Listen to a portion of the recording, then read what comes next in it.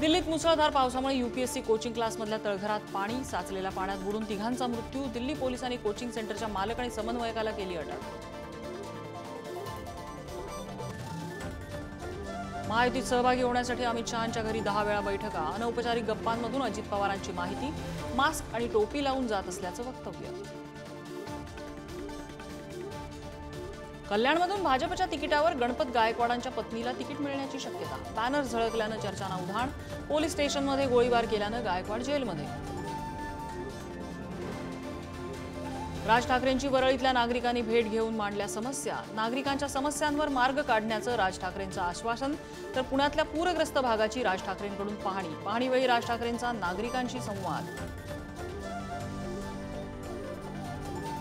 विधान परिषदेतील नवनिर्वाचित सदस्यांचा शपथविधी सोहळा संपन्न। पंकजा मुंडे, सदाभाऊ खोत, मिलिंद नार्वेकरांसह इतर आमदारांनी घेतली आमदारकीची शपथ। उरणमध्ये तरुणीवर अत्याचार करून अमानुष हत्या। संशयित आरोपी दाऊद शेख पोलिसांच्या ताब्यात। लव्ह जिहादवरून राजकारण टाकलं।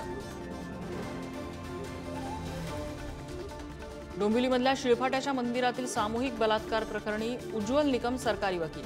महिलेवर बलात्कार करून हत्येचा 3 पुजाऱ्यांवर आरोप। तर नवी मुंबईत संतप्त नागरिकांचं आंदोलन। कोल्हापूर सांगलीतील पूर ओसरायला सुरुवात। पावसाचा जोर कमी झाल्यामुळे पाणी पातळी आणखी उतरणार। पूर ओसरण्यास सुरुवात झाल्यामुळे कोल्हापूरकरांसह सांगलीकरांनाही दिलासा।